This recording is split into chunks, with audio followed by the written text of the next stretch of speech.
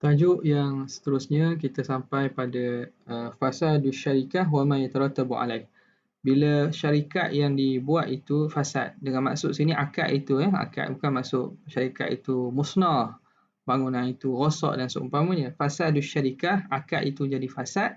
Dan apa kesan jika berlaku kefasadan dan pembatalan pada akad itu? Alimna anna lisyarikati syurutan idza tahaqqaqat kana al-'aqdu sahihan. Telah kita ketahui bagi syarikat itu ada syarat-syarat. Jika dipenuhi syarat tersebut maka akad itu sah wa tarattabat alaihi atharuhu, dan akan terhasillah kesan-kesannya yang terdahulu. Wa idza ikhtalla syai'un minha, jika cacat satu daripada syarat tersebut, kanati asyarikatu fasidah, maka syarikat itu dikira fasid, batal dan tidak sah. Wa idza ulima, jika diketahui fasaduha, kebatalan akad itu, qablal bad'i, sebelum dimulakan dengan amal syarikat, sebelum bermula bermula urus niaga syarikat itu, lam yatarattab ala dhalika syai'un minal athar, maka tidak akan terkesan sesuatu pun, tidak akan terhasil sesuatu pun daripada kesan akad. Jadi bila dapat tahu bahawa akad itu tidak sah sebelum dimulakan urus niaga syarikat, maka batal lah, fasah gitulah. Wa yanbaghi tajdidul 'aqdi ala wajhin sahih, maka sayugia sepatutnya dibaharukan akad atas jalan yang sahih, atas cara yang betul. Idza urida al-istimraru, jika masih diingini berterusan bisyarikah, masih ingin diteruskan syarikat, maka perlu berakad semula. Wa idza tabayyana, bila nyata al-khalalu, kecacatan itu, ba'dal bad'i, setelah mula bi'amali syarikah, setelah mula dengan urusan syarikat, bila tahu bahawa berlaku kecacatan setelah daripada urus niaga syarikat bermula, maka wajibat tawaqqufu anil istimrar, wajib berhenti daripada meneruskan urus niaga. Wa tajdidul aqdi, dan wajib kena membaharui akad ala wajhin sahih, atas jalan yang betul. Idza urida istimrar, kalau ingin berterusan.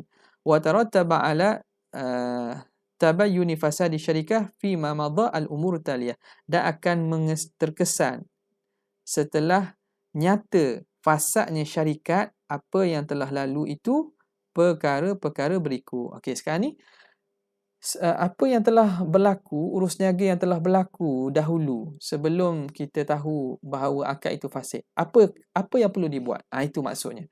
Dan tarattaba, akan terkesan di atas setelah dapat diketahui fasadnya syarikat pada masa dahulu, perkara-perkara berikut. Pertamanya, yuqassam, hendaklah dibahagi, yuqassamu ma zahara min ribhin, dibahagikan apa yang dapat daripada keuntungan, ala syuraka, di atas rakan kongsi, bimiqdari mali kullin min ra'sima, mengikut kadar setiap mereka daripada modal. Lianna ribha ustufida minal mal, kerana ribih itu, keuntungan itu hanya didapati daripada modal. Wa qad tabayyana butlanu syarikah, dan nyatalah bahawa syarikat itu batal. Maka fayarji'u ilal asli, maka kena kembali kepada asal, wahwal mal, kepada harta. Fatakunu nisbatu ribhi kullin minasyuraka binisbati musyarakatihi bil mal, maka nisbah keuntungan setiap daripada syuraka, rakan kongsi, ialah mengikut nisbah perkongsiannya pada harta. Okey, yang seterusnya, yarji'u kullu syarikin ala syuraka'il akharina bi ujrati amalihi min amwalihim khassah, maka boleh kembali meminta setiap daripada rakan kongsi kepada rakan kongsi yang lain itu bi ujrati amalihi, boleh minta dengan upah pekerjaannya daripada harta mereka yang khusus. Okey, kalaulah belum ada keuntungan yang dapat dibahagikan, jadi masing-masing telah mengeluarkan usaha, masing-masing telah berusaha dan melakukan pekerjaan, maka setiap seorang berhak minta kepada rakan kongsinya untuk membayar upah pekerjaan dia. Kalau tidak ada keuntungan lah ni, Kalau dia untungan, dapat untungan itulah dibagi mengikut nisbah Rasul Mal tadi, mengikut nisbah modal. Tapi kalau tidak ada, bahkan rugi pula, maka dia berhak menuntut bayaran upah bagi pekerjaan dia. Tapi daripada mana? Daripada duit sendirilah, sebab duit syarikat dah tak ada kan. Li'annahu tabayyana, kerana ketika itu nyata annahu kana ajiran, ketika itu dia dikira sebagai ajir, orang yang bekerja, orang yang diupah untuk bekerja bagi pihak mereka, walaisa syarikan, dan bukan syarik. Sebab apa? Sebab syarikat dah batal, fasik. Nyata bahawa syarikat yang dibuat dulu fasik. Jadi pekerjaan yang dia buat tidak akan sia-sia, maka berhak dia dapat upah. Yang ketiga, kullu ma qama bihi syuraka'u, setiap apa yang dilakukan oleh rakan kongsi, min tasarrufat, daripada urus niaga itu, tu'tabar nafidatan, dianggap lulus. Lulus makna boleh berlangsung. Lianna kulla minhum, kerana setiap daripada mereka, tasarrafa biiznin, mereka menguruskan dengan izin daripada orang lain. Jadi berlaku jual beli ataupun urus niaga pada masa sebelum mereka tahu bahawa akad itu fasik, lulus ke tidak, ataupun kena tukar balik barang yang dah beli, kena pulang balik, tak. Itu dikira sah. Sebab apa? Sebab masing-masing menggunakan harta rakan kongsi dengan keizinan mereka. Okay? Bilakah akan tamatnya akad syirkah ini? Intihau aqdi syirkah as-sahihah. Akan tamat bila tamat akad syarikat yang sahih. Yantahi aqdu syirkah bi umurin. Akan tamat akad syarikat dengan apa perkara? Pertama, fashu aqdi syarikah. Fasah akad syarikat. Min qibali syurakai. Daripada pihak rakan kongsi au ba'dihim, atau sebahagian mereka. Fa inna aqda syarikah, kerana apa? Kerana akad syarikat ni aqdun jaizun, akad yang jaiz. Okey. Ini satu lagi istilah yang kita kena faham dalam muamalat. Sebelum ni kita dengar akad jaiz kan. Lawan kepada sebelum ni aqdun lazim. Akad lazim, lawan dia akad jaiz. Apa maksud akad jaiz? Jaiz ni bukan merujuk kepada hukum harus itu. Akad jaiz ni diterangkan oleh pengarang, ai likullin minasyuraka'i ay yafsakhahu mata syaa, bahawa setiap daripada rakan kongsi boleh fasahkan bila mana dia hendak, apabila saja dia nak. Okey, jadi akad jaiz ialah akad yang yajuzu faskhuhu min ahadil muta'aqidaini. Boleh fasah daripada salah seorang orang yang berakad tanpa disyaratkan persetujuan pihak lain. Lain dengan akad jual beli. Akad jual beli akad lazim, tidak boleh fasah kecuali persetujuan dua pihak. Pembatalan dipanggil sebagai iqalah. Adapun dalam akad yang jaiz, akad itu akad yang sah untuk dibatalkan oleh mana-mana pihak. Okay, faham? Akad jaiz ialah akad yang boleh dibatalkan oleh mana-mana pihak. Tak perlu persetujuan pihak satu lagi. Wal fashu, dan fasah itu inha'un laha, ialah penamatan bagi akad syarikah.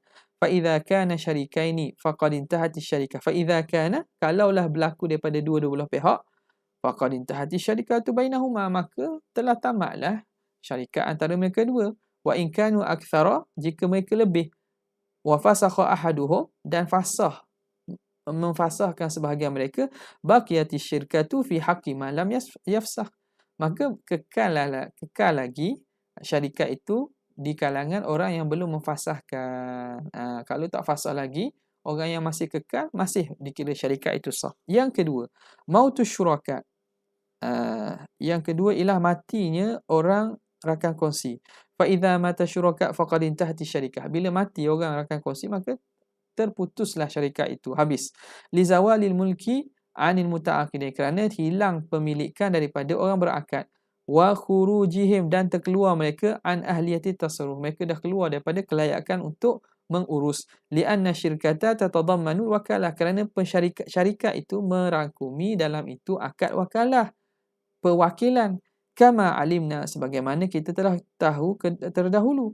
Wala tantaqilu ilal warathah, dan perwakilan ini dia tidak akan berpindah kepada ahli waris. Li'annal warathata lam yata'aqadu ala syarikah, kerana ahli waris tidak melakukan syarikat itu. Jadi syarikat tersebut hanya sekadar orang yang berbuat itulah, si mati itulah. Fa idza mata ahadu syuraka, bila mati salah seorang rakan kongsi, fa in kana syarikaini, kalau mereka berdua dua orang rakan kongsi, faqad intahati syarikah aidan, maka akan putus syarikat, akan habis. Wa in kanu aktsara min itsnaini intahati syarikatu. Kalau rakan kongsi itu ramai, maka hanya hilang atau tamat syarikat itu pada pihak orang yang mati saja. Orang lain masih kekal. Okey. Dan bila akan tamat itu, wa yakunul fasxu wal intihak min tarikhi wafati syari, bermula pada tarikh wafatnya rakan kongsi itu. Okey. Yang ketiga al-junun, gila, wal awil ighma, pengsan. Fa idza junna ahadu syuraka, bila jadi gila salah seorang daripada rakan kongsi itu, naudzubillah min zalik, au ughmiya alaih, ataupun pengsan, faqad infasakhat asy-syarikatu, maka akan terfasah syarikat fi haqqihi, pada pihak dia, wantahat, akan habis, tamat syarikat. Li zawalil aqli, kerana hilangnya akal, alladhi huwa manatut taklif, yang mana akal itu sebab kepada pentaklifan. Lakin yushtaratu fil ighma, tapi disyaratkan pada pengsan itu, an yastaghriqa waqta fardhi salatin, mestilah dia itu menghabisi itu makna menghabiskan waktu solat fardu solat, hatta tanfasikha bihi syarikah, supaya untuk difasahkan syarikat. Maknanya pengsan itu kalau sekejap saja tak apa. Syaratnya pengsan yang menyebabkan batal ni pengsan yang lama sehingga panjang melebihi waktu semayang. Maknanya habis waktu zuhur, dan ulama biasanya ambil dhabit ni 2 waktu yang boleh jamak lah. Pengsan sampai daripada zuhur sampai ke masuk maghrib, itu dikira dah melampaui waktu sembahyang, maka pengsan sebegitu menyebabkan akad syarikat itu terfasad. Tapi sekejap saja pengsan, lepas tu dijaga, tak ada masalah. Fa illam yastaghriq dzalika lam yu'athir, kalau tidak menghabiskan waktu sembahyang, maka tidak memberi kesan. Wa fi halil junun, ketika dalam keadaan, kalau dalam isu jadi ahli syarikat rakan kongsi itu jadi gila, yantaqilul hukmu ilal wali, akan berpindah hukum kepada wali. Fa in syaa'a ikhtara qismatal mal, maka wali bagi orang gila tadi, dia boleh sama, kalau dia nak, dia boleh pilih untuk membahagikan harta. Wa in syaa'a ikhtara isti'naf syarikati bi aqdin jadid, kalau dia nak, dia boleh memilih untuk isti'naf. Isti'naf ni makna memulakan syarikat, tapi dengan melakukan akad yang baru. Akad lama tak terpakai sebab tuan akad tu dah gila dah. Na'udzubillah min zalik. Jadi wali kepada tuan tadi, orang yang asal pemilik tadi, dia boleh sama ada nak menamatkan syarikat, maka dibagikan harta balik serta keuntungan jika ada, ataupun boleh meneruskan akad tersebut dengan akad yang baru. Amma fi halil ighma, adapun dalam keadaan pengsan, fa in rujiya zawalu, kalau pengsan itu diharapkan sembuh, an qurbin, dalam tempoh yang dekat, lam yantaqil hukmu ila wali, maka tidak akan berpindah hukum kepada wali, li'annahu la yuli alaihi fi hadhil halah, kerana dia tidak dapat menguasai, wali tak boleh nak kuasainya dalam keadaan ini. Sebab apa? Sebab pengsannya itu akan sembuh, dia akan jaga.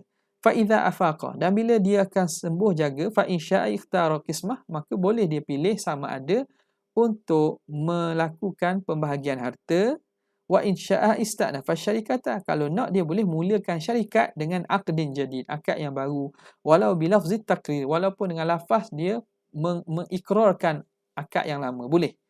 Fa in ayasa min ifaqatihi, kalau seorang itu ayasa, uyisa, jika putus asa daripada sedar, kata orang yang pengsan, rakan kongsi yang pengsan tu memang orang putus asa dah, dia tak akan sedar. An kurbin, tidak akan sedar dalam masa yang terdekat. Awistamara ighma'uhu 3 ayyam, atau berterusan pengsannya 3 hari, fa akthar, atau lebih. Intaqalal hukmu ila walihi, maka berpindahlah hukum kepada walinya, kama fil junun, sebagaimana masalah orang gila. Fa in syaa'a, maka wali tadi ada keputusan, sama ada dia nak ikhtara qismatul mal, boleh pilih untuk membahagikan harta, tamatkan syarikat, bahagi pulang balik modal serta keuntungan jika ada. Wa in syaa'a ista'nafa syarikah, kalau dia nak, dia boleh mulakan syarikat dengan akad yang baru. Okay, selesai kita tajuk syarikah. Masuk kepada salah satu daripada bentuk syarikat, iaitu al-mudharabah. Kita akan sambung pada perjumpaan yang akan datang. Wabillahi taufiq hidayah. Assalamualaikum warahmatullahi wabarakatuh.